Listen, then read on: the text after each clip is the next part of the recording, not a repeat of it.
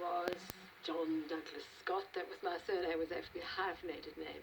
And he was the first white man to be born in Swaziland, which gave a bit of mythology to the family for the three daughters that came afterwards. And my mother was a biologist, and she was just wonderfully supportive. And she wanted to see me do well in my ballet classes, and she made all my costumes for me, and she made all the furniture covers. She did all of those home things. And we were the three girls, my two sisters and myself. We were at boarding school most of the time. In a sense, I hated school because I had a very bad stammer in those days, and I didn't speak much. I didn't like speaking much, and I'd speak with my friends, but I wouldn't go to a shop, I wouldn't use the telephone, and I wouldn't stand up and read the lesson or answer questions in class because I was too ashamed of my stammer. So I got punished. I got punished every day. For the last years that I was at school, I was kept in nearly every afternoon. I had to write hundreds and hundreds of lines. I will get up and speak. I will get up and read the lesson in class. I was punished almost every day. I was kept in because I just refused. And of course that just made it worse. I just got very stubborn. And so that's why I like dancing.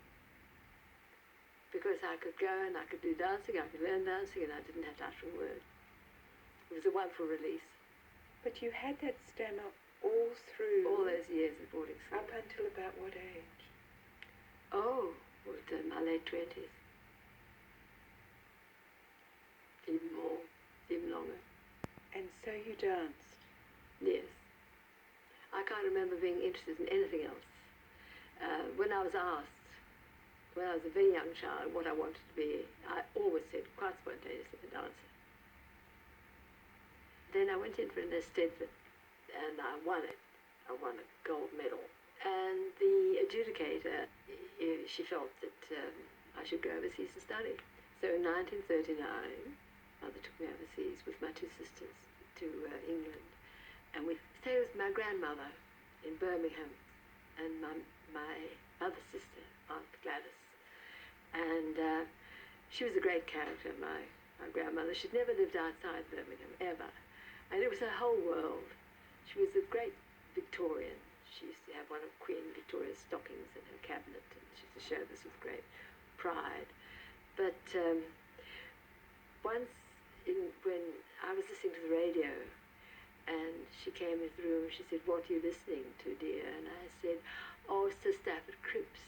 It's from India. He's talking about India." And she said, "Oh, turn it off, dear. It's too far away."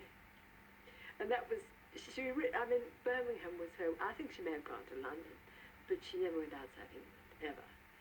And but she was a great character. I just loved her. We never had morning coffee. With great formality, every morning, my grandmother got out the best glasses and opened a bottle of champagne.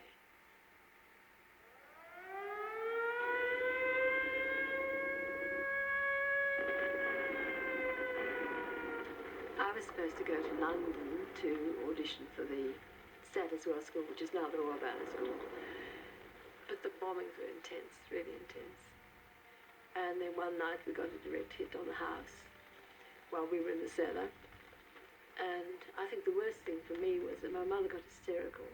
She started to scream, and I couldn't stop her. I couldn't. And I had to hit her. I had to slap her face and tell her to stop. And then I went up because I remembered that there was a canary in a cage that was in the drawing room on the first floor. And so I went up to find the canary, and this cage had been blown across the room, and it got a bit twisted and dented, and the little bird was sitting right in the corner, absolutely stunned. And so I took it down to the cellar. And my mother had recovered by that time. She gave it a little tiny bit of brandy on a teaspoon, and it started to sing, and it sang for the rest of the night. We couldn't stop it. The next morning it was dead.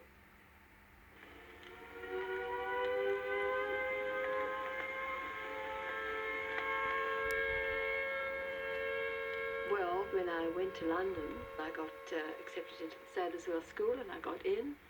And then what happened? And then I got into the company. And our job was to entertain the factory workers and the munition factories and the aircraft factories and these sort of things. And they'd moved those big factories out into the country. And they'd built these sort of satellite towns with like Nissen huts all around them. And in every one of these places, there would be about 10,000 workers. And some nights we used to have to dance 7 o'clock at night, and then again at midnight, for the midnight shift that came off. That's particularly hard for dancers, especially when you've travelled all day by coach to get there. Were you with Sadler's Wells all through the war? No, I was with the Sadler's Wells only for about 2 years, and then I joined Rombear. I was in the